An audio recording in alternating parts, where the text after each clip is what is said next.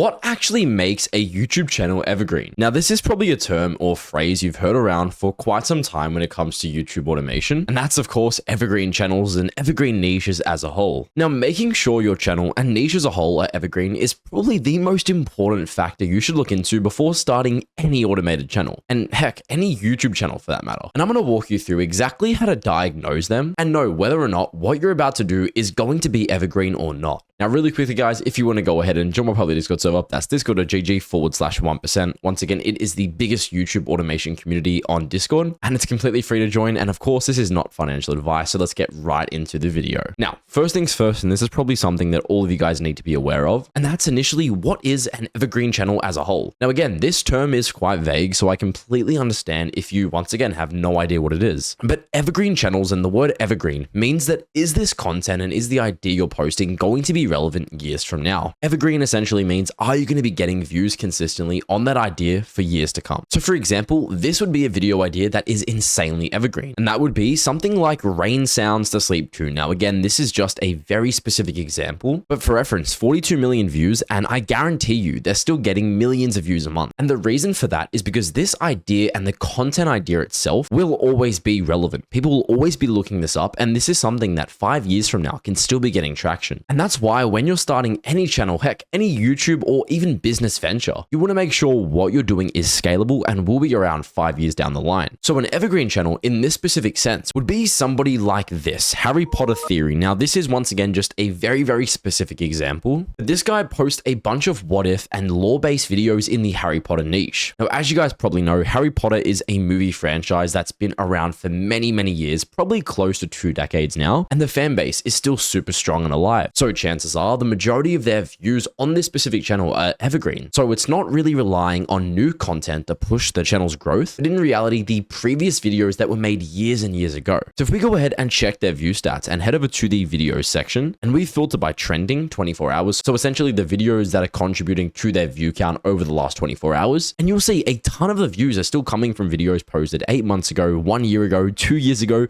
even 5 years ago. So that is essentially what evergreen is in a nutshell. Now, why does this actually matter? Why is having an evergreen channel, aside from what I've mentioned, so valuable and so important when you're starting this venture? And that's of course longevity views, especially with high RPMs. Now, if you guys don't already know, YouTube has 4 quarters. There is Q1, Q2, Q3, and Q4. Now, Q1 would of course be January to March, Q2 would be March until June, July until September, and then of course Q4 being September until December. Now, one of the most valuable things about evergreen views is the fact that let's say you have a channel that gets 1 million views a month and that's consistent, that's evergreen. Yes, at the start of the year, and as I'm sure most of you guys know, YouTube RPM, so how much you're paid per 1,000 views, increases exponentially throughout the year because advertisers have more of their advertising budget to spend closer to the end of the financial year. So because of that, if you're averaging, let's say 1 million views a month consistently, and that's of course evergreen, then yes, if you have a $5 RPM, you might only make 5K a month from Q1 to Q3. But again, as the majority of you guys know, Q4 revenues, so October until December, can literally double your pre-existing RPM. So again, those evergreen views that you're still getting have now got you 10K a month. And again, this is why longevity and evergreen channels as a whole are so important when it comes to YouTube automation. Like, there are so many people that do non-evergreen niches and do niches that are very, very short term and rely on a specific trend. And that's why 5 years from now, you will see none of those channels still existing and still pulling in revenue to this day. And that is the exact reason why choosing a specific niche that has this is imperative. And again, this is something I see a lot of people getting wrong. Heck, I've struggled with this. You need to do your due diligence, and I'm going to show you how to in this video to make sure the niche you're getting into has proof of concept and will be sustainable 5 years from now. Now, this is the important part, diagnosing an evergreen niche versus a short-term niche. So how do we know, okay, look, Blake, I found the niche I want to get into. I've got it all sorted. How do I know if this is something with longevity and is of course going to bring me evergreen views? Now, there's numerous ways to do this. First thing is, of course, search terms. Is this a trending topic? Is it something that's been stable over the last 5 years? Or is it something that's, of course, blown up very, very recently? Now, a good way of doing this is, let's say for reference, we were thinking of getting into the Naruto or anime niche. We can look up the Amagi. This guy does Naruto content. And for example, this would work for any niche you're doing. Don't think you have to know the channel. Literally just look up the search term. Like, for example, let's say I wanted to do a anime Naruto based long form channel. This guy has been going for about 6 6 years. He's made close to $3 million on this one channel. I actually know the owner. And again, this kind of follows the same trend. How do we know that this is, of course, a niche that's going to be evergreen? Now, we find our biggest competitor. In this specific situation, it would be the Amagi. Now, what we're going to do is head over to their view stats, and we're going to check their 24-hour top trending graph. And again, by doing this, you will see how many of their older videos are contributing to the views. 1 year ago, 1 year ago,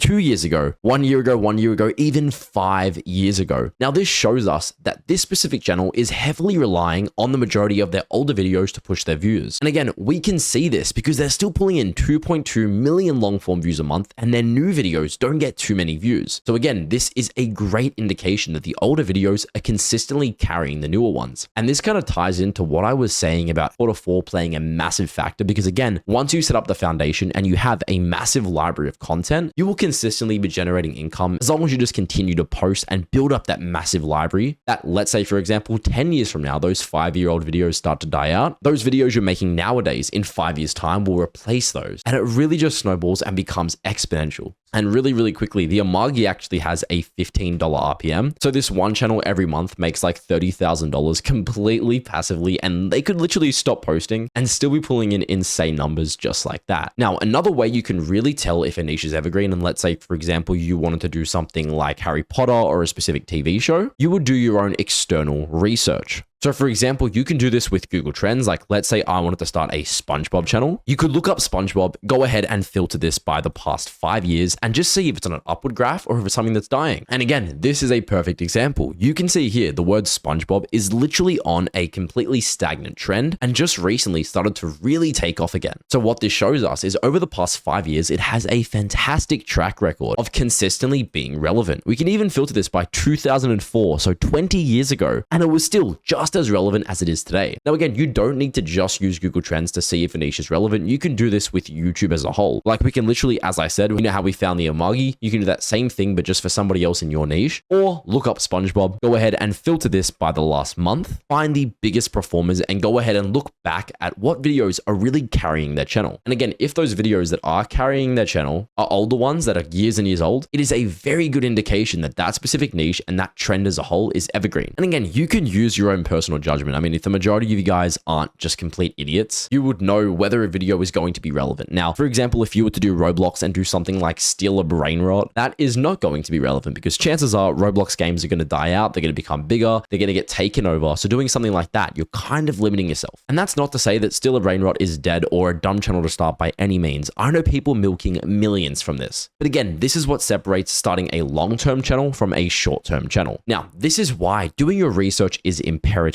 Literally just compare this to your competition that is maintaining relevance consistently. This is what separates a normal faceless YouTube channel to a long-term business. And I think that's where a lot of people really get skewed and their mentality shifts because they think of this more as, oh my God, it's just a YouTube automated channel. It's not something long-term. It's just a little cash grab. And that is the wrong mindset. The Amagi, Harry Potter Theory, all these massive channels that have posted for the last 5 years, they started out as YouTube automated channels by normal standards. But nowadays, they've established themselves as real long-lasting brands that just won't die. And again, this is what separates the winners from the losers. If you want to succeed on YouTube in the long term, you need to make sure the niche and the overall channel aspect you're doing is long term. Don't do any short term cash grab channels unless you're just trying to get capital to reinvest into newer ones and things that are going to be around 5 years from now. And again, guys, if you want to go ahead and join my public Discord server, that's discord.gg/1%. Again, the biggest community on YouTube. And if you want to actually generate ultra long form videos, 3 to 4 hour videos, any YouTube channel script style, go ahead and check out my website, produce.so. Use the promo code RELEASE and it'll give you a 10% off discount for the first 2 people to use it. Thank you guys so much for watching. Have a great day.